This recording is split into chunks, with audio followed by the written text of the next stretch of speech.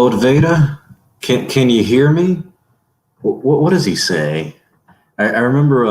You guys remember the trailer for Revenge of the Sith? Like this was back in like early 2000s. Like we're leading up to I think 2005. There was the trailer was like pitch black, and all you hear is Palpatine's voice. He's like, Lord Vader, and Vader's like, oh yes, my master. He's like, can you hear me? He's like, rise. That's all he said. Just rise. Oh man, I love that shit.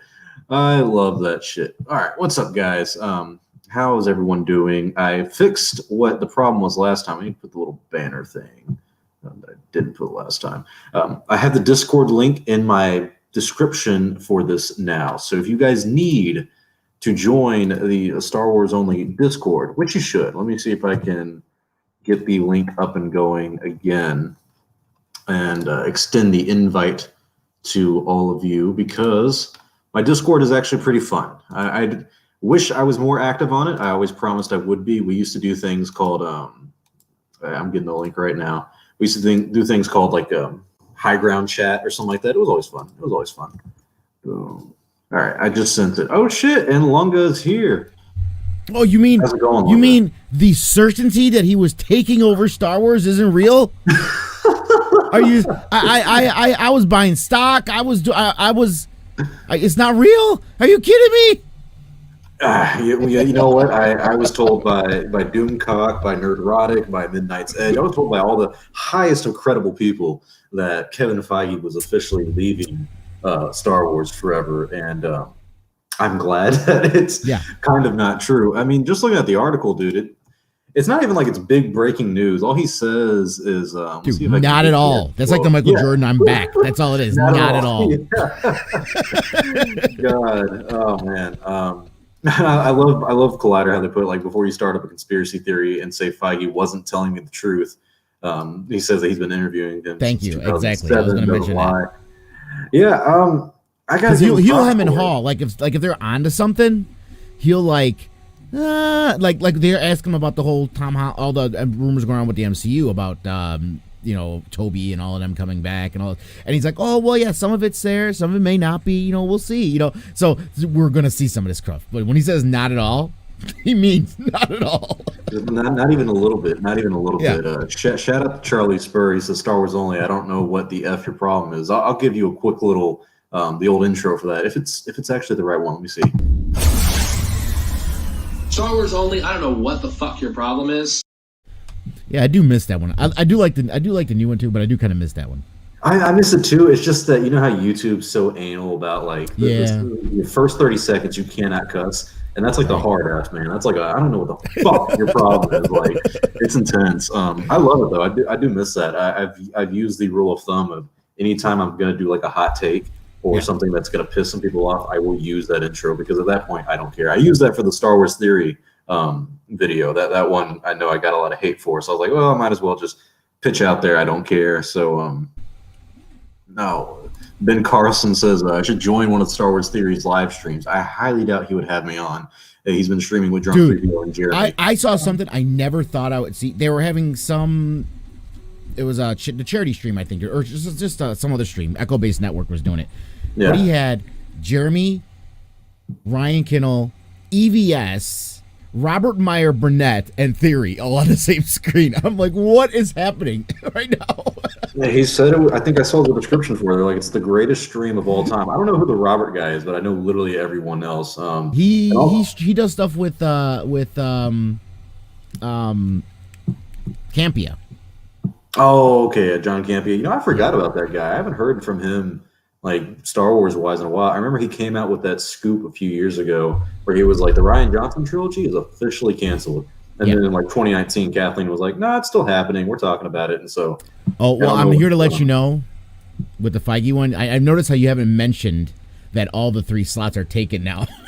I did mention, you know what? I don't think I came out and directly said like it's kind of apparent that Rian Johnson's trilogy isn't happening, but yeah, like that's what's the craziest part about it is like if we look at this from a schedule, 2023 officially Patty Jenkins. That was a shock to you and me because we both thought it was going to be Taika, and then 2025 and 2027. It's either going to be Taika or Kevin Feige, and I'm happy that both those slots are filled because that means we're not doing what we did with the sequels, 5 years ahead of time. Taika's already working on his script, has been working on his script. So that's kind of good news, but like, yeah, like where the fuck is Ryan Johnson at? Like nowhere. He's making Knives Out too. He's not doing Star Wars, buddy. Yeah, he's got his own production stuff going on. I've said it before, and I'll say it again. And I know me and you are in the same position on this. If Kathleen Kennedy is Lucasfilm president, the Ryan Johnson trilogy is still, possible. If she's not Lucasfilm president, anything's possible, right? Yeah, it's not going to happen. I wouldn't be surprised. I mean, unless he thinks he's too big for it, but I wouldn't be surprised if she brings him on to direct something on Disney Plus or something. I mean, we could see that even. Yeah. Oh, I don't think he's too big for it personally. Chuck says Grace Randolph said Pascal was fired despite he came out saying he wasn't on Instagram too. I know because I'm following him. Yeah, I remember that public interview he did that kind of like debunked everything she said, and she's still like holding still on that. She's saying that I still stand by my statement. By my sources and all that. Yeah, no. But sometimes we get them wrong. Thanks, Gibberish, for the super chat. He says, do you think they released too many Star Wars movies at once? Do you think they're doing too much with the TV shows? I don't think they're doing too much with the TV shows. I think that they definitely did too many Star Wars movies at once. But, I mean, even Kathleen Kennedy, she was the one. Hang on, let me see if I can find the interview for it. Kathleen Kennedy is the one who came to Bob Iger to slow down the movies. Let's see, slow down Star Wars. Apparently I can't spell Kathleen despite me. Oh God, here we go, screen rant. Let's hope they actually get this. So they're like a hit or miss for me. They either tell the truth or they spin it a little bit. How Bob Iger persuaded Lucas. All right, no, hiring Kathleen. Yeah, all right, this is just a history, I guess. Well, apparently though, she's the one who went to Iger and said, "Yeah, we need to stop doing these movies so much." And I think that's the best decision she's ever made. So I definitely think they've done too much. I think you and I talked about that, like right after Rise of Skywalker. We said that from what the words are coming out and people, Iger and the way people were talking about his book and other people, it sounded like Kathleen didn't want to do them that quick. That it was his insistence. Yeah, well, I was actually watching the Secrets of the Force Awakens, which is just a documentary they did for that, and it's not very insightful, but it's kind of one of those things where you have to listen carefully to what everyone says. And one of the things Kathleen says about Michael Arden, he was the original Star Wars writer for The Force Awakens. He was working on it, and she specifically said that he wasn't used to writing so fast the way they wanted it to. Oh no, he's not talking about Star Wars there, but yeah, Michael Arden was the original writer for Episode 7, and I've learned this when I was making the documentary for George Lucas. He was actually the guy who was hired by Lucas to write the movie, the Episode 7. And so what happened when he came on apparently is that he had the script and there were some problems. He just couldn't get it done fast enough. And Kathleen Kennedy specifically says in that documentary, he's just not used to going so fast, and we just needed someone to go faster in the process. So in comes Lawrence Kasdan and J.J. Abrams. So from the get-go of making the new Star Wars films, it was, we have to go as fast as fucking possible. And it clearly did not work. So I think Kathleen made a really, really good idea to say, hey, we got to slow down, because it seems better now that they've slowed down. I mean, I don't know what 2023 Star Wars film is going to be. Like the Rogue Squadron, is that going to be like a start of a new era, a new trilogy? I don't think it's going to be a new trilogy. No, I think Rogue Squadron is a one shot. Yeah, that looks like just a one shot. I mean, I could see them maybe continuing it on Disney Plus as some kind of series if it's really popular. But as far as movies, theatricals, I think that's just a one shot. And it could continue on in Disney Plus possibly. I'm looking at it like, remember we talked about this too. I said that I think they could be going the Marvel route a while ago. They're going to do a bunch of these consecutive stories that lead up to a big event, and that's what we could be seeing. Who knows? Taika might be something leading into the High Republic, and then Feige's, and then it could lead into this big event that leads up at the end, and the stuff we see in the Acolyte is going to be a precursor to what we see at the end of that whole series. Yeah, I truly think Feige is doing High Republic just because of the interview that took place when the Hollywood Reporter announced it. I had it on my search history because I talked about it in my last stream. This is exactly what Alan Horn, the co-chairman, said when it came to the context of Kevin Feige producing a Star Wars film. He said that Kathleen Kennedy is pursuing a new era in Star Wars storytelling, and knowing what a diehard fan Kevin is, it made sense for these two extraordinary producers to work on Star Wars film together, on a Star Wars film together. So Matt Jarbo kind of teased me because he said that he was, he's Kevin Feige's producing this on his own. I'm like, no, they're doing it together. And so to me, the fact that he mentioned that this is going to be a new era in Star Wars content and a new era in Star Wars, I think that just means that he's dealing with the High Republic in some way. Yeah. What do you think about that? Yeah, I agree. I think so. Why not? And it seems like something to be in his wheelhouse. You know how Feige is. He wants to be something different from what everybody else is doing. He's not going to want to be like in the middle, squeeze in the middle of a bunch of other stories. Mm-hmm. So I could see him doing something like High Republic, which is new. It's like he loves Star Wars to begin with. Just as much as Favreau, if not more. I mean, I've seen him talk about Star Wars more than Favreau does, to be honest with you. So he loves it so much, and to be someone that's kind of helping head off this whole new era of Star Wars that no one's told really stories before other than the books we're getting, I think that's right out in his wheelhouse. Yeah, it seems like something made specifically for him, and I like that Kathy is open to co-producing with him. And have you read the High Republic book so far, Light of the Jedi? I'm almost halfway through it. Just got it today. I was waiting for my next Audible credit, which came today.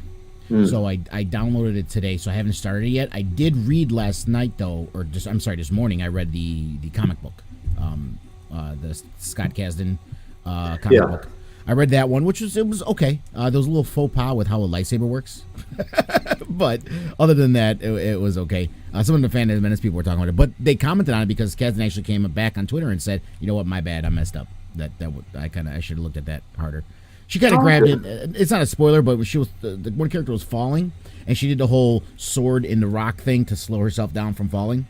And then she stops and hangs there midair. Yeah, that's not how a lightsaber would work. Surprised no one of the Lucasfilm story group was like, "Hang on, that's not." I was pretty upset with the. I got a lot of shit for this. I did not like the. I think it was the Twilight of the Apprentice episode in Rebels where there's these spinning helicopter lightsaber blades from the Sith Inquisitors. Okay, I did not like that. A lot of people have. Surprisingly, like there's been a resurgence. It happens all the fucking time, but there's been a resurgence in Rebels popularity where a lot of people are like, you know what? Yeah. That's actually better than Clone Wars, and I don't agree with that. I mean, you know who started that? That was General Grievous who started that. Matt Wood.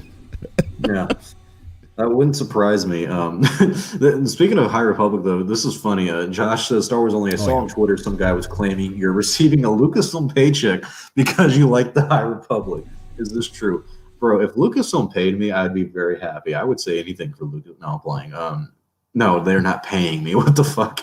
I don't get paid. Come on, guys. If they were paying him, I'd actually get paid. Come on. Yeah, we'd be ranking in the money, man. We don't get paid from Lucasfilm at all. Funny thing about that too is that apparently one of the writers, I think his name was Alex Kane, he kind of spilled the beans on like working as a Star Wars writer for StarWars.com, and he was a freelance writer, and he said that they only get paid like $50 an article, and it's not like that's like low, like that, especially for Star Wars. Like you work, dude, that's like slave labor. What are you talking about? What the hell? Jeez. I make more than $50 on like an average shift at my like part-time job. It's sometimes you can make more than $50 on a video or a stream. I mean. Just in super chats I've made, the first super chat I got last stream, I got $50. So I mean, I didn't even like. It was like a minute within the stream, so I feel bad for that guy. But I also I don't know if Lucasfilm is probably using it as a well, hey, you have the opportunity to work for Star Wars. I mean, $50 is $50. It's not the money; it's the product, if you will. I feel bad for that. Did you see the new announcement they had today, though, for Lucasfilm Games? The games, yeah, I watched your video on it too. Oh, I appreciate that. That was my question. I wasn't sure if I'm like, are they going to do this like in conjunction with EA? But then I saw your video. I'm like, oh no, apparently no, EA's done. So yeah, it's. I mean, it's not confirmed, but I mean, just looking at this alone, they say a world of Lucasfilm Games in collaboration with the finest studios across the industry. I don't think you would say that if you're going to continue to work with EA, because I mean, EA has Respawn. They have how many studios do they have underneath them? Like 4 or 5. I think they're going to stick with them just to continue on the Fallen Order thing. That's it. That'll probably just be it. Well, I mean that also depends though, like when like what the story happens with Fallen Order, because Fallen Order comes out in 2022, and if the story ends, like if Cal Kestis dies at the end, then there really is nothing keeping Lucasfilm going. Also, I did hear today that there was actually a lot more video games behind the scenes over there at EA for Star Wars specifically. You know, because we've got things from Jason Schreier saying that there was Battlefront 3 in the works, Ragtag got canceled, that was official. There was another thing called like what was it, Viking or something like that. There was a lot of like kind of one-off games or something that were in the works and then got canned. Well, apparently there's more than just the games that we know about that were canned behind the scenes, and Lucasfilm is kind of happy with the content they've gotten from EA, but they're not happy at all with the amount of games that EA has put out, and so that's probably why they're pursuing a different route. Yeah, yeah. I'm happy with this, man. I don't want EA holding the license exclusively. Yeah, anymore. no, it's more on a contract basis. They'll just hire different studios to make different games and see how this works. And hey, we got this game. Who's going to be the bidder? You know what I mean? And someone will bid for it and see who gets it. You know, it seems like a really good move. It seems like something a lot of us have wanted for a while, because some people are saying that like this is a branch of EA, but that would mean EA would have to own Lucasfilm for this. This is something underneath Lucasfilm. I mean, they opened a new Twitter, opened a new Facebook. Funny thing about the Instagram account underneath Lucasfilm Games is that it's ran by some guy from like 2012 or something like that with like 10 followers. So they can't. The way Instagram works is that you can't get the name of that account because, you know, fuck you, basically. Yeah. So that kind of sucks. I'd play the sizzle reel for us. It's just that last time I did like a robot chicken video, I got copyrighted. So I was like, I don't want to. They definitely play Star Wars music in the background. Oh, so I yeah. can't do that. Yeah. They'll get you. They will always get you. That's a good old YouTube for you, especially the copyright system. I don't know if I would say Fallen Order is the best Star Wars game ever, but it definitely is one of the best. I think that's the only game from EA I have genuinely enjoyed. Let's look at all the EA Star Wars games, because there's only 4 EA Star Wars games. You know, I gotta tell you, the one, and it's the one I hate the story on the most, because it's canon breaking to me. I hate Starkiller. I'm sorry, I hate Starkiller. I can't stand him as a character. I don't want him in Star Wars canon. However, to me, those are the most fun games. Oh, I love those games. The second one for me is actually a lot more fun to play in terms of the mechanics of the game than the first one. The first one's great in story. The second one was kind of rushed, and it definitely was shorter, but they're fun games. I was saying it in my video, like I have more nostalgia for the LucasArts games than I do for these EA games, because I remember Battlefront 2 and 1 coming out, and I was in high school for both of those.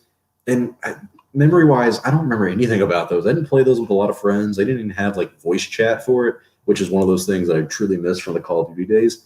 But I mean, look at this. This is 4 or 5 games that they've come out with. One of them, this one, the Galaxy of Heroes, is a mobile game, and that one's been under scrutiny for a while now. People have come out with that one too. Yeah, there was something about a streamer or something like that. I think we talked about it once on Tatooine, of this guy had like an account that got locked or something because. Oh yeah. I can't remember what it was all about. Right. I didn't. And it was that game. Okay, I thought it was a different game for some reason. Yeah, I remember that. Yeah. He was like giving away stuff and helping. He was helping them, and then they like locked him out. It's like, do it. It's very. I played this game for a long time, and then out of nowhere, I logged into my account, and then everything was gone. So I was just like, okay, well, time to. That's it. Yeah, I mean, it's so much just to restart. I don't know if we can even count the Old Republic as one of their games, because that comes from BioWare, which is under EA, but this was before the EA deal. And then someone got mad at me for saying that I don't consider the first Battlefront a game. Bro, there's no campaign in it. It's multiplayer, and it's like 5 maps. Yeah. So the only 3 games, and Squadrons you can count as a game too, but in terms of content, very, very low as well. So to me, full content games, you get Jedi Fallen Order, which is story only, and Battlefront 2, which is the only fully fledged perfect content game in terms of you get multiplayer and you get single player. Yet it still has less content than the original Battlefront 2 from 2005. It's embarrassing. I really think EA Star Wars is an embarrassment. I'm kind of glad we're getting out of this phase, because boy, has it been a rough geez, what has it been now? 8 years? Yeah, we're coming up on 10. And Squadrons, I was so hype about Squadrons, and I do like it. I haven't played it. I haven't played it since like the first month it came out now. Not because the game is bad. It's just too goddamn hard. It's just too hard. Yeah. I just can't do it. I liked it for what it was. I'm too old. I'm too old for this. I can't do this. Yeah, I mean, it was different when, for me, when I was like probably 13 or 12 and I was playing like Black Ops 1 and then Call of Duty Modern Warfare. Dude, I could fuck up anybody on that game. It was like I had all the time in the day to play it. My reflexes were strong. But now it's like, dude, I can't.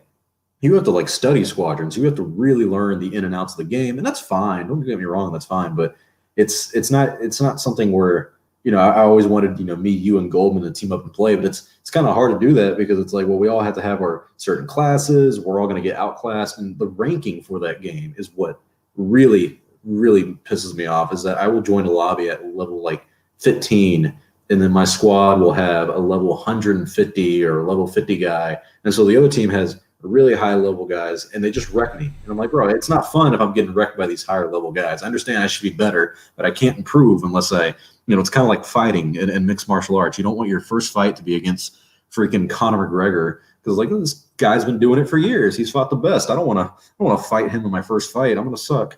So it's not my favorite game ever, and it was a good deal for $40. I'll give it that.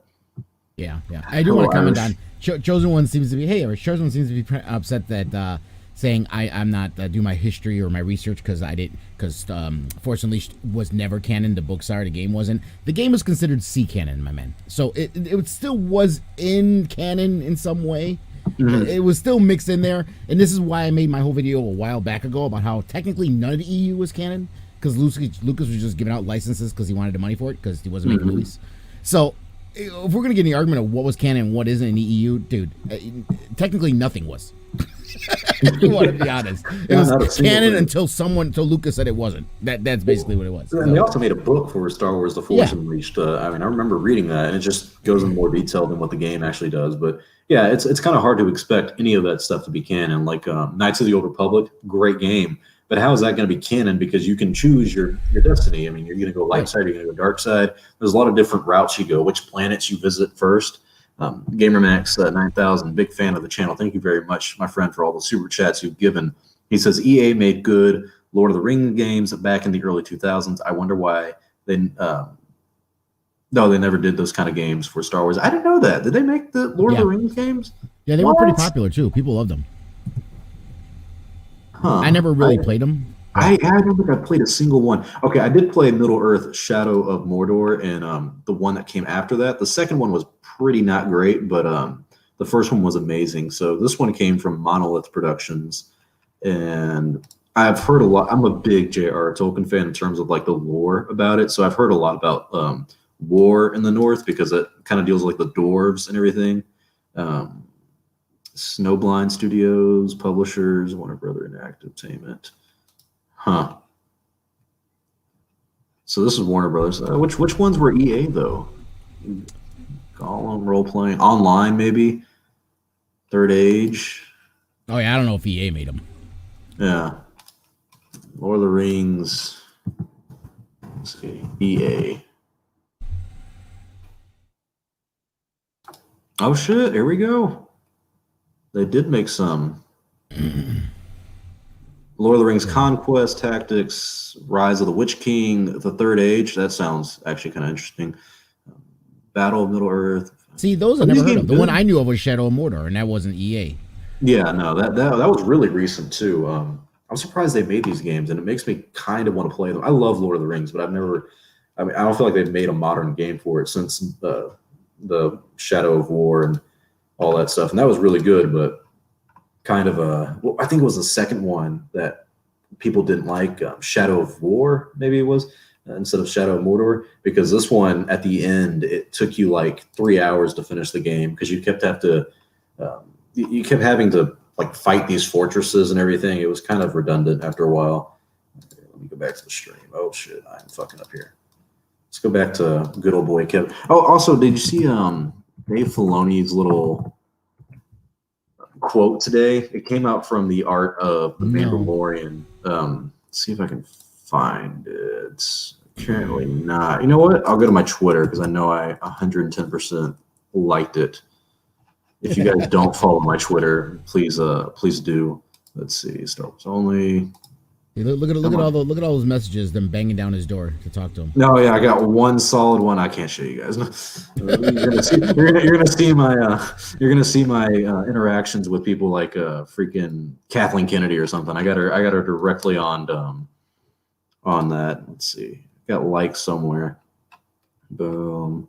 Here we go. So this comes from the Art of the Mandalorian, and this is talking about Dave Filoni. He says prior to the shift in the sequel trilogy, Kennedy met with Dave Filoni and others in the company to ask how he envisioned his future with Lucasfilm. And Dave Filoni says, "Well, I want to continue in animation, but I really am interested in live action." She said, and this is coming from Dave Filoni, "Okay, live action is a very different medium, but let's set you up to see if you'd really like it, and I want to take it slow. I respect the medium and the people so much that I didn't want to just jump into it and be in over my head. So Kathy orchestrated sending me to Pinewood Studio, where the modern Star Wars films were shot, and is therefore instrumental in all of this for me. I can't say enough supportive and good things about her." Well, this is funny, Lunga, because I've heard that Dave Filoni and Jon Favreau are, kicked her off a set for the Mandalorian. I heard the same thing, and are taking over Lucasfilm. So I heard the same thing. I heard she doesn't even have her office anymore. She's like in some closet somewhere, and they just let her out for like the investor calls and meet and greets. Other than that, they shove her back in the hall in her closet like Harry Potter.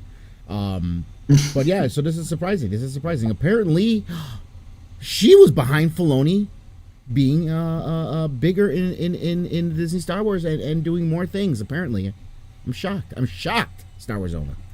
I am too, and I think Dollar Films has the exact right take on this. He says he's got a feeling that people like Doomcock, Nerdrotic, Midnight's Edge, etc., will make videos on Lucasfilm and Dave Filoni or Jon Favreau betraying the fans because you're not allowed to praise Kathleen Kennedy. And I understand, me and you both have criticized this woman for a while when it comes to some of the decisions that were made behind the scenes. She has done a lot of things that were errors and mishaps, but honestly, I think she's learned from it. I think she's making the right steps. I mean, we have a lot of new Star Wars shows coming out. There's a new era of Star Wars games now.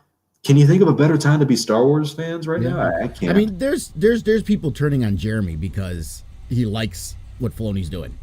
And it's like, dude, listen, you there's plenty of things you can criticize Jeremy for, but if the man likes it, he's being honest. Isn't that what we want? We want people to be honest with their Star Wars. Like, you know what? Okay, this I like. Yeah, Jeremy, say what you will about the guy. He, out of all those people on the Fandom Minneside or Geeks and Gamers, anyone you don't like on the Disney hate train, he's the most honest when it comes to his opinions. And I've met the guy in person. I know everything about Jeremy is at face value. Like, he tells you what he does. Like, there was that one video where he made about being canceled for his takes on the High Republic, calling SJW nonsense. And he literally says, he's like, I say something because I react to it. It makes you react to it. And therefore I make more videos on it and I make more money off of it and all. It's like he's doing, you're falling into his game. And that's why there was 50 Brie Larson videos. Yeah. The more outraged people got mad about it, the more videos he made. Yeah, exactly. He's the most honest about it. He's not doing this like Doomcock stuff or Mike Zero where he's like, well, I have sources on the internet. You don't have shit for sources. Well, you don't have shit for sources, bro. There are people like LRM Online who have come out and specifically debunked the whole Civil War thing. LRM Online, nope. Kathleen Kennedy. Let's see what they said. There we go. No, Kathleen Kennedy is not being pushed out of Lucasfilm, and there is no internal civil war. What? Are you serious? These let's see. I'm here to say that our own source within Lucasfilm says very differently. More specifically, they say there is no talk about Kennedy leaving anytime soon. At present, she has her attention focused on the film side of things over at Lucasfilm, while Favreau and Filoni are more focused on Disney Plus content. Furthermore, our source added that the rumored civil war is not true, and that they's trio's working relationship is fine. Oh, that might have been the first time I've seen them make an error in that, but maybe it's my English. Yeah, they're saying that she won't leave, or she could leave in 2021, but it's basically up to her. And LRM is arguably one of the most credible, if not the most credible, when it comes to some of these stuff. You remember what they were before they were LRM Online? It was like Latino something. I can't remember the name of it, but I just found out that the L in LRM standing for Latino like a month ago. So I didn't even know. Yeah, that was their old name. I don't remember what it was called, but yeah. Comet Star says, if I need KOTOR 3 to happen, those games are the best story in all of Star Wars. I need a conclusion to those games. And Tor doesn't do KOTOR justice. Oh, the Old Republic. He's talking about SWOTOR. That's what's called, SWOTOR. He's not wrong. Oh, there we go. Yeah. Oh, yeah. Lunga's been making a Revan and a Mandalorian mask. Yeah, the Mando mask got place of prominence right there on the bookshelf now. Mm-hmm. So the helmet's up there on the bookshelf.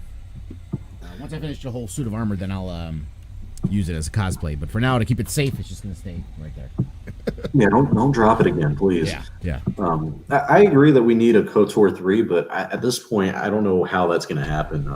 There was like a rumor a few years ago that I unfortunately reported on that some lady was writing like KOTOR for a movie that just never ended up happening. Yeah, thank you very much for the super chat, Comment Star. It means a lot. Let's see. You need to join a stream with them. That would be love to see that. Who though? Who would I join a stream for? I'm down to stream with anybody. There's a lot of fun people to talk to through the Star Wars community. There's no Civil War. 5 things you. Oh wait. What do you say? 5 things you dislike about the KOTOR series. Oh, okay. Sorry. The woman called. She's on her way home with groceries, so I got like 2 minutes left, and then I gotta go. Oh, by all means, I'm glad you came on. This guy says, Star Wars, if there is a Civil War, do you think anyone at Lucasfilm would admit it?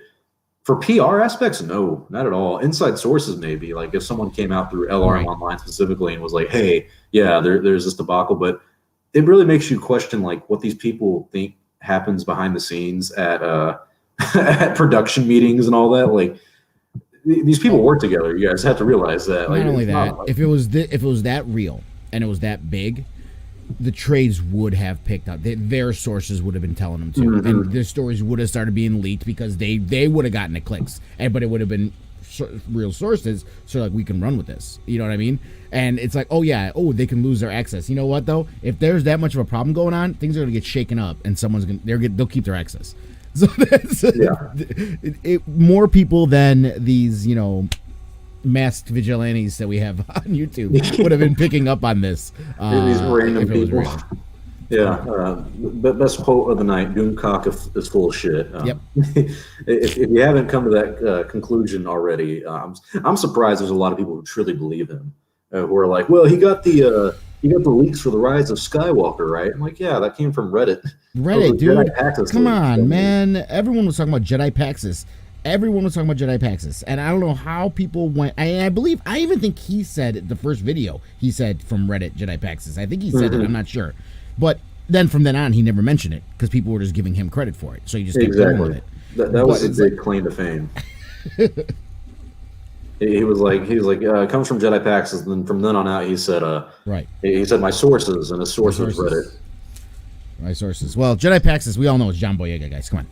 Oh God, I wouldn't be surprised. Apparently, actually, though, Kathy was the one to reach out to John after his comments about racism in Star Wars, and he said he had a conversation with her. So I said before we knew it was Kathleen, we got to give credit to whatever Disney executive talked to John, and I think we have to give her credit for that because she's inadvertently directly responsible for whatever he feels about that behind the scenes. Salty Pineapple says, Star Wars only Doomcock need to do a live stream together along with Star Wars Theory. I don't know if either of those guys. Good luck with that one. Me. Yeah. Are they okay with confrontation? Because that's mostly what would happen there. Because I'd call both of them liars because they've lied religiously over the course of a few years about their I was one of the people. I was not saying anything bad about Star Wars Theory when the thing came out. I was like, I support him only because I didn't like what Pablo was doing. Not like I'm a huge fan of Theory. I've never met the guy. I was like, okay, his videos are okay. Some of them are entertaining, and that's it. I didn't have any beef with him or any problems with him.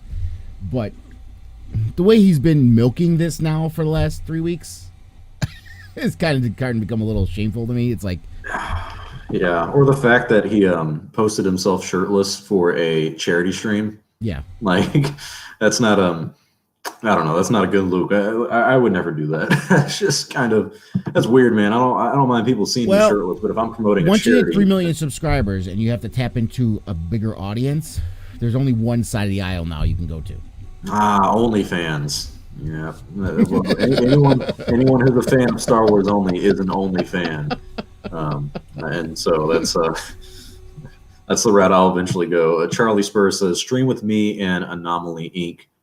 I'm down, man. I know. Here's my thing with the Anomaly. His streams are like hours and hours and hours long, man. I can't do it for that long. We would 110% debate the prequels, probably Lucas and all that stuff. I know Anomaly believes like a lot of the stuff Doomcock says though, so that stuff like that. For me, it's almost hard to. It's like different mentalities, you know. Like me and you, we look at the stuff that comes out from people like Doomcock and all these people with like these sources about Lucasfilm Civil War, and we go, all right, that's clearly fake. But then there's other people who would go, no, that's actually real. You know, I believe it. And so it's kind of, it's hard to, and you can even debate that, someone, it's like, you can change their opinion, really. If people want to believe, the people are going to believe. I mean, our current political climate tells you people are going to believe what they want to believe. We get it, okay? However, what bothers me about it is if they want to believe it and stay in their little world and believe it, that's fine. But once they start being confrontational because they believe what these idiots are saying, and it starts to cause drama and starts keeping fracturing fandom even more, where people can't just get together and enjoy freaking Star Wars, that's when it becomes a problem to me. For me, it's the lying. I mean, I hate seeing, because I have a fairly decent sized Instagram account with 180,000 or 181,000 followers for Star Wars only, and I see comments on the daily. I get DMs from people who are like, didn't you hear, Kathleen Kennedy got, kicked off of the set for The Mandalorian? And it's like, it truly is fake news becoming rampant in the Star Wars fandom, where people will believe anything they read, any headline, because it either fits their narrative or they just don't lack the rationality to go, oh, this is bullshit. And so that's where I get really upset with people pushing lies of being like, oh, Disney claimed my Star Wars fan film, or there's a civil war going on inside of Lucasfilm. Boba Fett's going to be a transgender in season 2 of The Mandalorian. And when none of this stuff ever really comes to fruition, none of this stuff comes true, no one ever calls them out on it. It just kind of goes under the radar. They're like, whatever. So that's where I get upset about a lot of the grifters and the misinformation that's spread within the Star Wars fandom, because it's kind of unhealthy, and it's really, really enhanced this culture war and this big divide that we've had in the fandom, because it's like you can't look at anyone who likes Star Wars, like the new Disney films, what people call shills and all that stuff. You can't look at anyone like them and be like, they're just fans who like the new movies. What happens is people like on the Phantom Menace side, maybe the most extreme of them, I don't know everyone and their mother from that side, but people on that side go, well, if you like the new Disney films, you're not fans of Star Wars. And it's like, that's not fair, bro. Because as an OT purist, I can look at you, and I'll use Anomaly Inc., for example, because he's a very big prequel fan. I can look at him and say, well, if you don't think the sequels are good, you don't think the sequels are canon, well, then neither are the prequels. The prequels are shit. I mean, what's the difference? I mean, either I'm wrong, you're right, or I'm right, you're wrong, or we're all wrong. I mean, there's no. It's all subjective. Or just be honest about it and say, you know what I think. And if you're saying that now, it's speculation. It's speculation. And if you're right, you can say I was right. Okay, it's speculation. But when you like you're saying, when you're padding it with the I have sources to try to make it more credible to people who are maybe not as intelligent to figure it out. Come on, where are you going with this? Where's your integrity at this point? Yeah, that's something that has been lost in the Star Wars fandom, is a lot of it integrity. Salty Pineapples has a scoop for us. He says, my source says there's a new Star Wars film in 2023. I didn't know that. I'll have to check with my sources too, because I've heard that there's not going to be one until 2033, because Kathleen Kennedy has to be fired first. If there's a civil war going on in Lucasfilm and it comes out, Star Wars only will do a face reveal.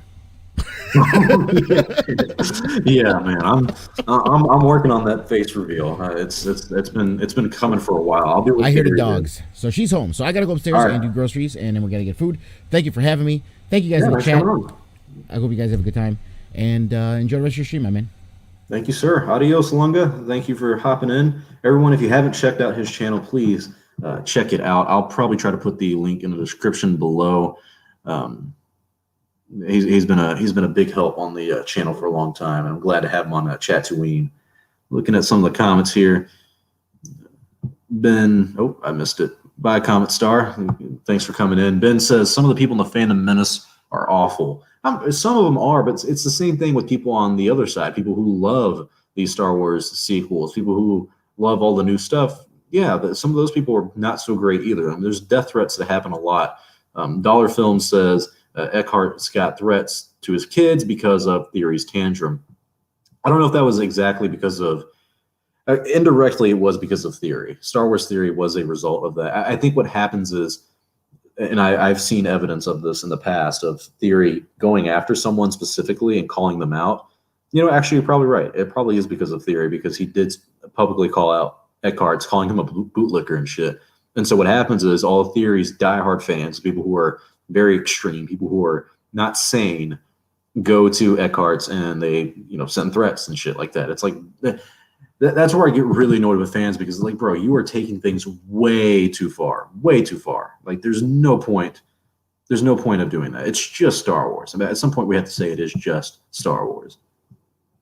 All right, let's see if there's any more fun websites we can go to about anything. Oh yeah, let's go to Reddit, and we have that report from Kessel Run's Transmissions. I'm actually going to make a video about this, I think, tomorrow. So if you watch this, you can watch the video for like a more detailed version of this. They have a summary for you. Here we go. This is about Kessel Run Transmission came out with a big stream about the plot of Ahsoka and the future of Star Wars Rebels animation. And here's what the stream mostly encompassed.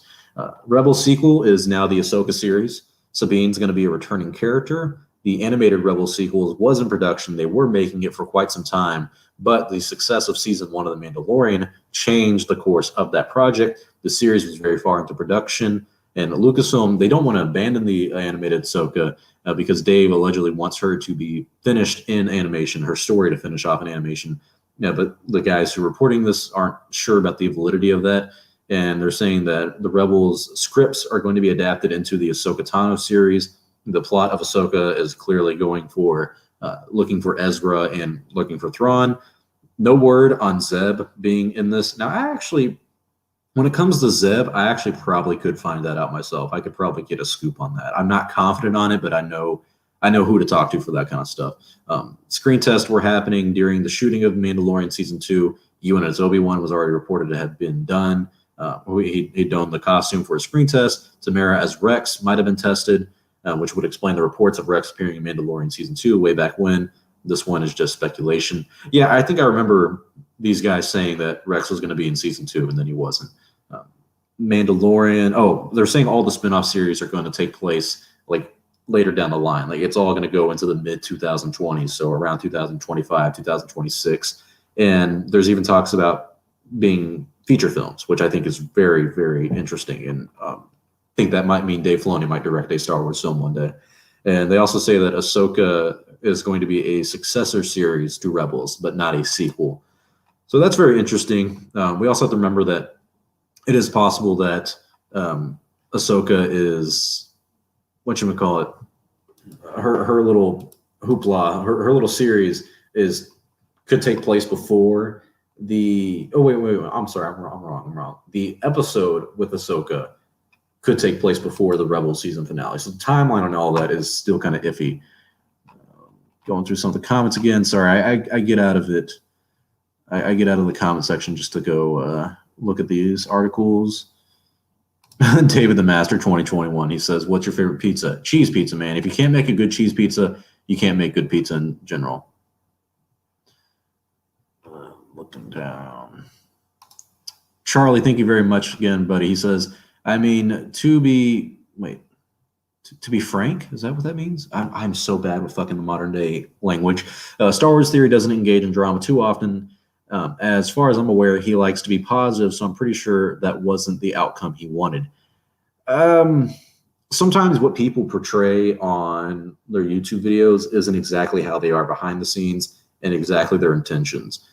Sometimes he does spread a lot of positivity, but then it comes to things like his fan film where it's, Warner Chappell copyright claims it, and then he says it was Lucasfilm and Disney, and then all of his fans go after Lucasfilm and Disney and hate on them for an entire day and a half, saying that they did it when they didn't. So either he was lying or just misinformed or just ignorant. It's one of those. So I agree. He doesn't engage in drama. I'm glad he doesn't. I'm glad he doesn't work on the day-to-day stuff about like, oh, Lucasfilm Civil War. But he also comes out with videos like saying, we were all lied to about Daisy Ridley, saying that they didn't know what the outcome of her heritage was going to be going into episode 9. And it's like, they didn't really lie to anybody, though. They just said that they didn't know it. And they never said that they had a plan for Rey's character start to finish. They just said they have a plan to make episodes 7, 8, and 9. So there's things like that where it's like, either it's lying or it's misinformation, whatever. It's muddy waters, My source told me Ahsoka was going to retcon the sequels. Yeah, I heard that one too a day or two ago, that they're going to freaking retcon the sequels, and Dave Filoni's in charge of that. Charlie says, hot take, I don't like Ahsoka. I think she shouldn't exist. That is a very hot take, but it's not a take that has not been relevant. I mean, Ahsoka used to get a lot of crap back in the day, man. Let's see if we can find any articles on that from back then. Ahsoka, can I spell ever? Ahsoka Tano hate. Let's see if there's like, that's from 2018. What do you just like about Ahsoka? See, yeah, this is kind of relevant. Back in the day when Clone Wars first came out, people did not like Ahsoka at all. Yeah. As a popular YouTuber, Hello Greedo showed in a video from December, a lot of people on the internet aired their disdain for Ahsoka when Clone Wars movie and the first season came out on Cartoon Network. Some of it was just annoyance with the show in general. Robert Ebert dismissed the movie because he thought it was a reduction of the original franchise, but a lot of it had to do with the nuance or the nuisance Ahsoka was to them. Yeah, and there's Hello Greedo's video about this. Apparently some of this is sexist. What? Annoying Mary Sue. How come this? She never really was a Mary Sue. Yeah, she got a lot of crap when her appearance first started. Oh, here we go. This is a 2014 form on SWOTOR. I've been on many Star Wars boards for a couple weeks, and since I started catching up on the Clone Wars on Netflix, I'm starting to get this overwhelming. Well, wait. Well, fucking, this is 2014. This is like after the show had aired and everything. So she was annoying when she was first seen.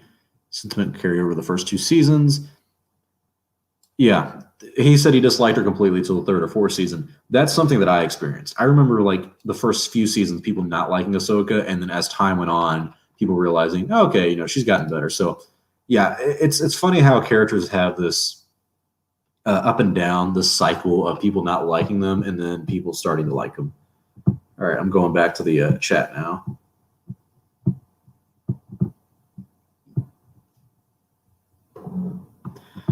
Do you think the World Between Worlds will have a part in the Ahsoka series? Understandable. I think that's going to happen. I think that 110% is going to happen.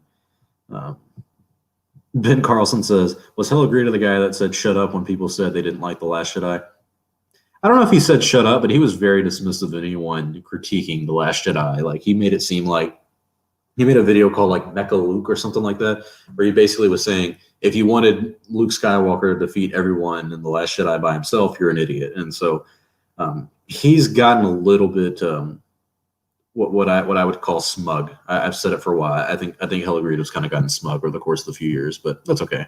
I don't know how to say your name, buddy, but his last name is Jude. He says, "Are you and Star Wars Theory friends?" No, I don't know the guy personally. I've met him. I've talked to him, but I don't have his information. We don't keep in contact or anything. I would need that to be friends. I'm closer to being friends with Jeremy from Geeks and Gamers than I am Star Wars Theory. Jeremy said we were friends, so I'll take his word for it. But we also don't keep in contact. So it's kind of like I feel like the word acquaintance has a bad connotation to it, but I am acquaintance with a lot of people through Star Wars. I'm acquaintances with, Eckhart's Ladder, Lore Master, Jeremy, some of these people.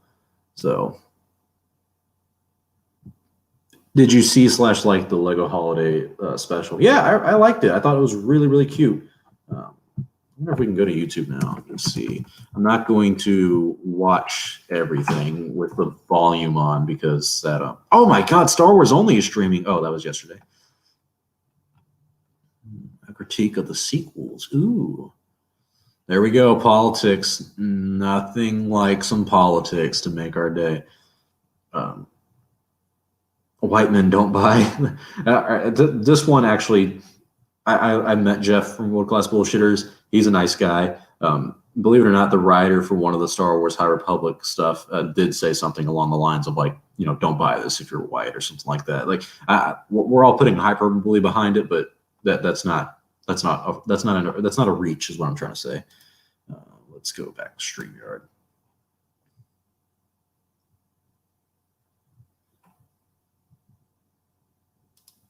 Yeah, I can't pronounce it, Normie Phil. Bro, I can't pronounce a lot of things. Sometimes I can't even pronounce my own name. Star Wars Hour says, what's your opinion on Star Trek? Dude, I've never been a Star Trek fan. I remember trying to watch the very first one. Like, I'm talking the very first one that ever came out. Hated it. I did watch the J.J. Abrams reboot ones, the one with Khan in it. I didn't see the first one, but I did see the one with Khan. It was okay. I mean, it's just... There's so much to Star Trek. Like, there's so much content to watch. I just can't get into it. David the Master says, favorite Star Wars ripoffs and spoofs. Probably Robot Chicken. Robot Chicken or Family Guy. One of those two are pretty freaking hysterical. Oh shit! And looking at the YouTube thing, this is what I'm talking about. After Star Wars: The High Republic, the Favreau faction strikes back with Kevin Feige. See, that's the thing. Like, it's stuff like this that it just completely lies. And what the fuck, guys? Star Wars only viewers will watch this video or watch this channel. How dare you? Like, come on, guys. I expect better from you. I love this video though. The Jar Jar. We're gonna turn off the volume though. I got copyrighted last time. I think it'll be turned off for you guys, but not me. You know what? It's not even loading. It's not even loading. Is that how bad my internet's become? Let's look at some of the comments we got. This is literally the life of a YouTube channel. You just see comments all the time. All right, well, the video is clearly not going to load. All right, let's go back to StreamYard. Thoughts on the High Republic? I've enjoyed it so far. I've enjoyed it so far. I think the first book is pretty good. A Light of the Jedi. I haven't finished it. I'm halfway through. I've enjoyed it. I like the fact that we have a new era, and so I'm excited to see where they go with that. Ben Carlson says Star Wars Theory had Doomcock on a stream last night. Yeah, okay. The more you guys talk about him, my respect for him just keeps going down. Anthony asked, will you ever go to the Galaxy's Edge? I've been to the Galaxy's Edge more times than you could ever count. And I've been behind the scenes. I've seen a lot of stuff at Galaxy's Edge that I am signed an NDA of. I'm not allowed to say. No, I'm playing. I didn't fucking sign no goddamn NDA. That'd be stupid. You buy a ticket, and they're like, hey, you can't talk about what you're about to say, okay? No, I've been to Galaxy's Edge a lot. I love Galaxy's Edge. It's very beautiful. You know what? Fuck it. Let's see. Actually, I want to see how this looks on the stream. Galaxy's Edge tour. Okay, let's do this one. No. That's theory. Walk through. Okay, this one looks kind of solid. Let's see if I go full screen, how's that going to look for you guys? Or how's that going to look in the stream? Oh, dude, that's beautiful. That is beautiful. Ah, fuck, we got an ad. Okay, that's so beautiful. This is what I might do in the future, is just have whatever stream or video I'm watching, I'll make like a compilation of stuff and then put it up. So shout out to these guys, the Trim Tracker, I think. Let's just can we get to Galaxy's Edge, buddy? Look at that. Oh, that's not Galaxy's Edge. That's fuck, what's it called? Star Tours. Star Tours. I know some people who work at Star Tours, and one of my favorite rides ever. Going back to the comments, so we're gonna have this playing in the background. Ah, and it's lagging. There we go.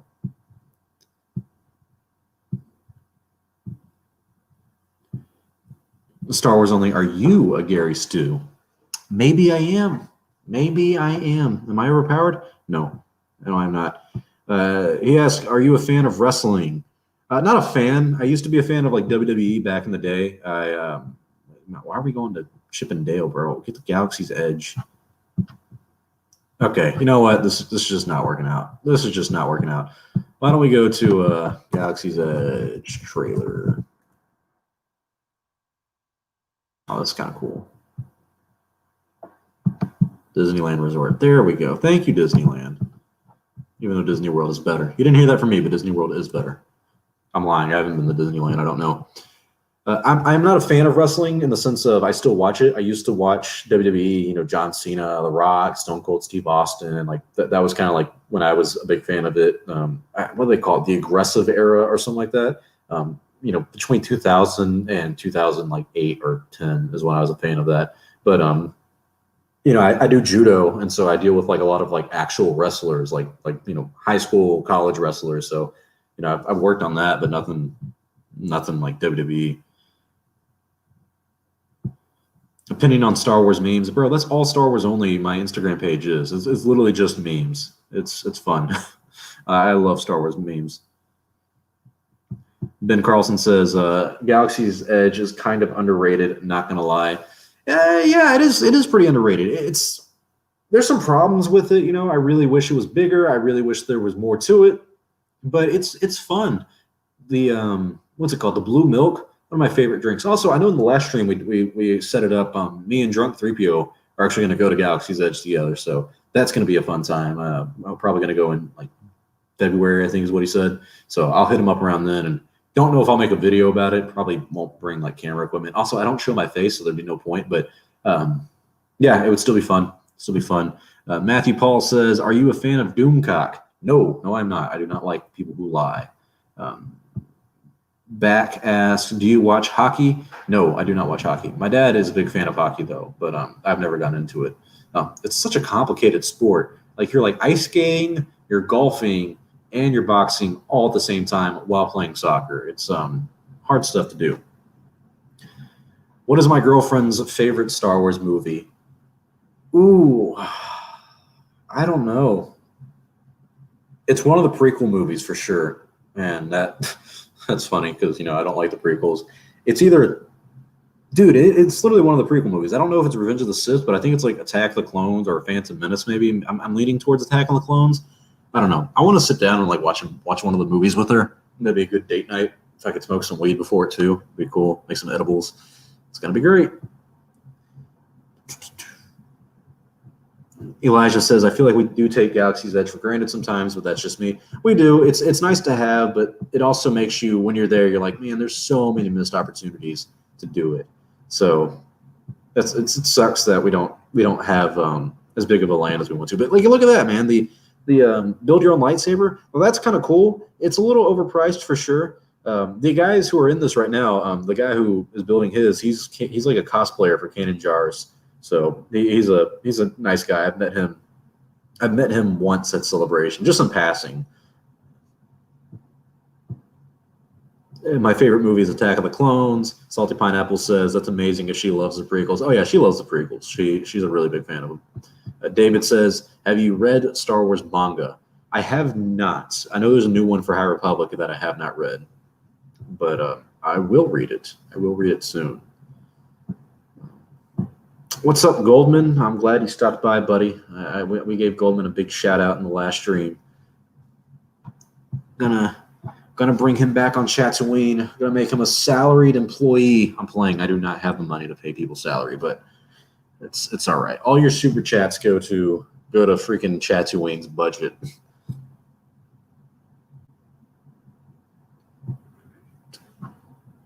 How much more of this video do we have left? Sorry. All right, we're kind of wrapping it up. I wish they would have done more of a tour of this instead of just like fans reacting to it. Now opening at Disney World. Ooh, this one looks kind of cool. Have you guys been on Rise of Resistance? Oh, this is just like a 30-second trailer for Rise of Resistance. Rise of Resistance is awesome. Fucking awesome, dude. It's one of the most beautiful fucking rides I've ever been on. Like, all of it is just so cool. And there's so many things that people don't know how it works. Like this scene right here, there's like one where like Kylo Ren comes at you and people are like, how did they do it? How did they do it? Lunga, bitch, better pay me first. Seniority. Yeah, Lunga definitely does have seniority over Goldman, not only in experience with me, but experience and age. Let's hang on. There's a couple more comments I want to get to. Star Wars Hour says, "Do you like Hamilton?" I do not. I do not like Hamilton. I'm sorry. I don't like musicals, and I definitely don't like musicals about history singing at me. It feels like I'm watching a Schoolhouse of Rock program. And yet again, my girlfriend loves that movie or musical. Did I know her? Yeah, and believe it or not, there's actually some like cast members I have met and known in my life, but this is like pre-COVID for sure. But yeah, this is Rise of Resistance, like kind of like the whole gimmick to it. And it's, if you don't want spoilers, I'm sorry, but you know, it's not a big deal. It's better to go in person. There's not much to spoil. Victor says, "Do you think the Mandalorian should have a Galaxy's Edge?" Yeah, it's coming to Galaxy's Edge apparently, but I don't think it's going to be its own like era and part of it. But I would love to see the characters walk around. Matthew Paul says, "Are you a fan of Darth, Kathleen?" I wouldn't say I'm a fan of her, but let me put it to you like this. Actually, you know what? Let's oh, hang on. We'll get to Elijah's comment real quick. He says, "I hear most people prefer Rise of Resistance to Smuggler's Run. I've written both. There's a day in 2020 when I was moved to Orlando. I got to do Smuggler's Run like 5 times in one day. Like, just kept going back and forth. And I'm talking like, I didn't get to wait in line or anything. I just went right through the fast pass lane. So that was kind of cool. That was a really fun experience. But Smuggler's Run has nothing on Rise of Resistance. If we look at the history of Kathleen Kennedy, you're going to see a lot of movies you love and recognize. Kennedy, IMDb. Oh, it's IMDb because, you know, Star Wars Only is a fucking idiot. All right, let's look at the movies she has produced. 107. There's a second Who Framed Roger Rabbit. Oh my God, I did not know that. All right, so let's look at some of these movies that you know and love: Poltergeist, E.T., Twilight Zone, The Gremlins, The Goonies, Indiana Jones, Back to the Future. All 3 of them. Young Sherlock Holmes, which I think that was a show, so that's something she worked on Lucas with. The Money Pit. What else is there that we're like? Who Framed Roger Rabbit? I've never heard of Dad. Back to the Future, Back to the Future 3, the second Gremlins, Cape Fear. I've never seen that, but I know it's a big one. Curly Sue, Hook. That was a popular one. Keep on going. Jurassic Park. That was her big one. Schindler's List. Another amazing one. The Flintstones. Twister. Oh, that was awful. The Best of Roger Rabbit. More Jurassic Park. The Sixth Sense. The Artificial Intelligence one. Third Jurassic Park. God help you if you watch that. War of Worlds or War of the Worlds. Curious Case of Benjamin Button. The Last Airbender. We don't talk about that one. Keep on going. Keep on going. You should do some Studio Ghibli films. It looks like, yeah, from up on Poppy Hill. My girlfriend loves those kind of films. The Adventures of Tintin. Lincoln. Bro, if you have not seen Lincoln, go watch it right now. One of my favorite movies ever. The BFG, and then, of course, we get into Star Wars. So, like, I'm not trying to, like, give her credit for just being amazing as a producer, but Jesus Christ, look at all these films. These are all cult classic. These are culture phenomenon of movies. You can't say she's not a good producer and she doesn't know what she's doing when it comes to filmmaking when she's done all of this stuff, bro. Like, she's credited as one of the most legendary, if not the most legendary, producers of all time. Fofo, thank you very much for the super chat, buddy. He says Rian Johnson's trilogy might become film's equivalent to Dr. Dre's Detox. I do not understand that reference. We're gonna have to Google Dr. Dre Detox. Dr. Dre Detox album. Oh, it's one of those albums that never came out, huh? Unfinished album. Wow. When was his last album? There was that one that he came out with on Apple Music. Dr. Dre, last album. Compton. Yeah, I remember that one, 2015. That's when they launched like Apple Music. Pretty good, pretty good. Nothing beats the Chronic though, man. Chronic in 2001 were really good. Dr. Dre is one of the best, I guess you could call him producer. I don't know everything about the rap game, but Dr. Dre's great. So yeah, you're right, actually, Fofo. Ryan Johnson's trilogy might become Dr. Dre's Detox in terms of we're never going to get it, but it's always in the works. Always in the works. Longo's right. Kathleen Kennedy just didn't get Star Wars. She didn't. She hired probably the wrong people, and she definitely jumped the gun on making too much stuff. We're going to wrap the stream up here in a few minutes, though, guys. So if you have any more pressing questions, be sure to comment them right now, and I will get back to them. Star Wars Hour asks, what's 5 things you like about The Last Jedi? I like the ending credits. I like the cinematography. I like the directing, surprisingly. I actually think it was a solidly directed film, just horribly written. All right, that's 3 things. What's 4? Oh, crap, what's 4? I like Mark Hamill's acting, despite not liking his character. All right, we got 5. Shit. Oh, boy. Okay. What's another thing I like about The Last Jedi? Oh, fuck. Dude, I got nothing. I can't. I'm sorry, I can't. I just can't. Victor asked, what is your hope for or what do I hope to see for the Taika Waititi film? I think we're going to get some more Jedi stuff. That's what I'm hoping for. I hope we get into a little bit more of the Jedi.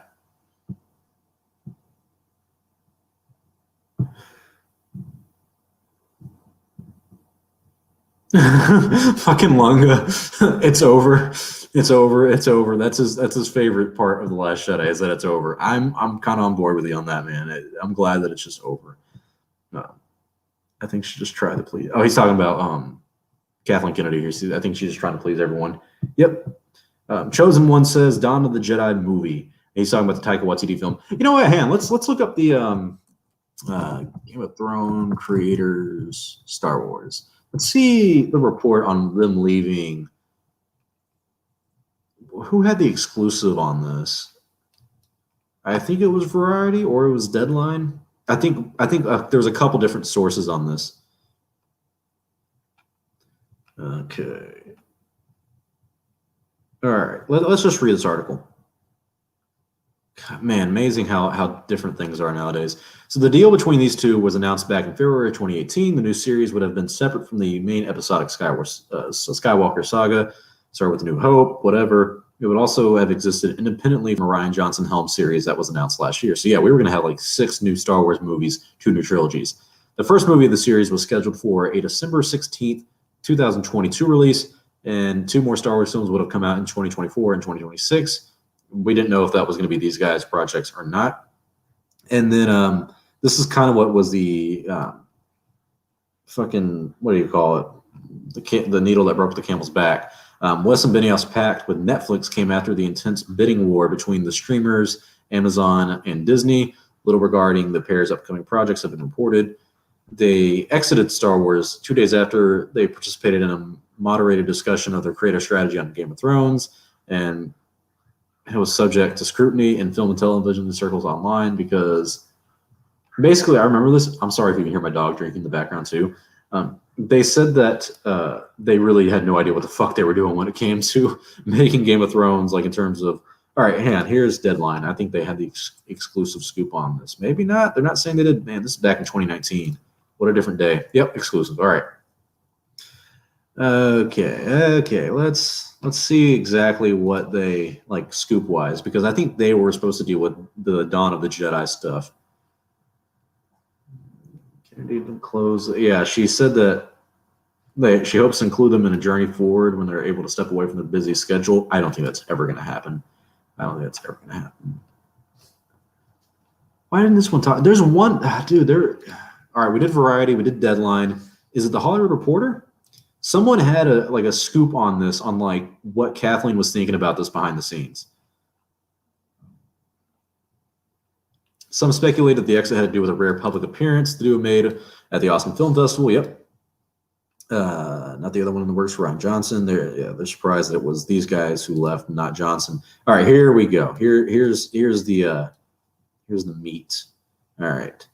So sources tell the Hollywood Reporter that Benioff and Weiss exit has been brewing since August. Lucasfilm chief Kathleen Kennedy is did I say Chief Kennedy? I'm sorry. Lucasfilm chief Kathleen Kennedy is said to have been unhappy with the Netflix deal inked just as they were scheduled to begin working on Star Wars.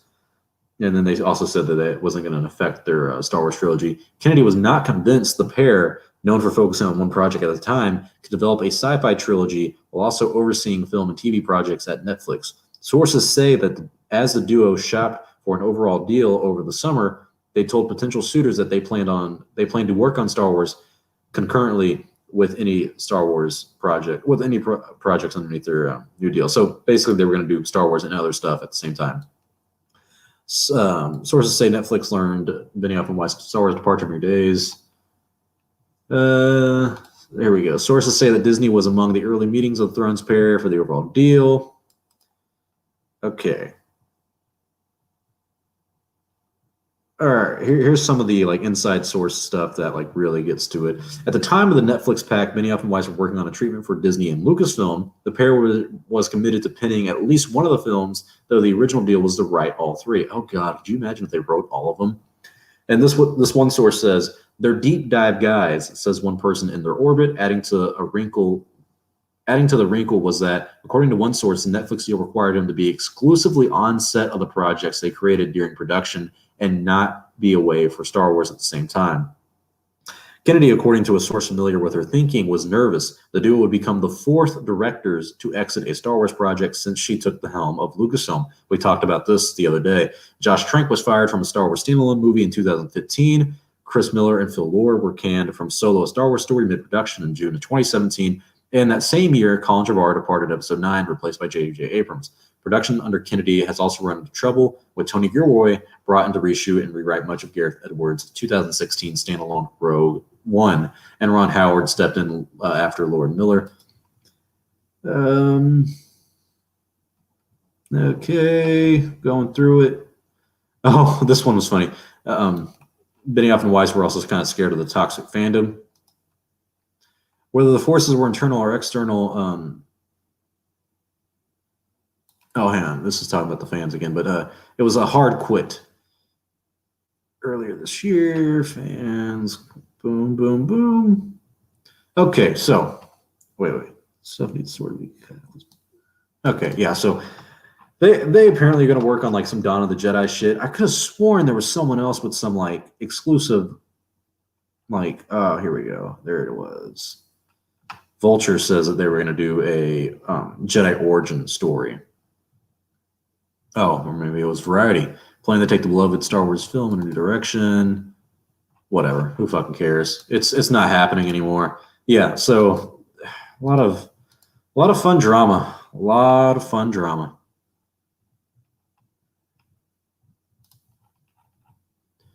All right. Victor says, when will you do another stream? Probably later this week, maybe next week. I'm going to try to do these more often. They're fun. I've enjoyed them more. And it just kind of helps the channel out a little bit. And last question I'll probably take for the night is, he asked, will you do a documentary of Kathleen Kennedy? Maybe. But if I do that, it'll probably be when she retires or close to the end of her term at Disney. Not this year. I don't think I can do another documentary this year so soon. Actually, I'm lying. I probably could if I really wanted to. It would probably be called something like The People versus Kathleen Kennedy, or The Fans versus Kathleen Kennedy. And the thing with that, though, is I would want to interview a lot of people. I would want to interview people on both sides of the aisle, people who like Kathleen, people who don't like Kathleen, all that stuff. So it would be it'd be a fun documentary to make. And Will Edwards says, who would you have as president if Kathleen left? I've always said Jon Favreau. Other than that, I don't know. Michelle Rejwan is a good one for Lucasfilm people. Like, she's in Lucasfilm. She's kind of being, what do you call it? She's kind of being groomed to be a Lucasfilm president. Best producers today.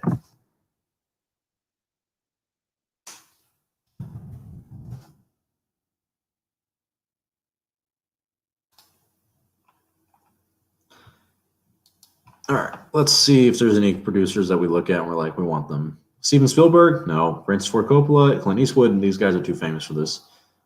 Harvey Weinstein? Oh, fuck. Oh, God. Oh, no. Oh, man. All right, well, that was a good list. Scott Rudin, Brian Grazer. I don't know a lot of these people. So, yeah, I don't know. It's a hard job to have, man. It is a hard job. That is all I will say about that. That's all I have to say about that. All right, guys, thank you for joining the stream. This was fun. I'm going to call it quits. It was a good time, and we're going to come back probably.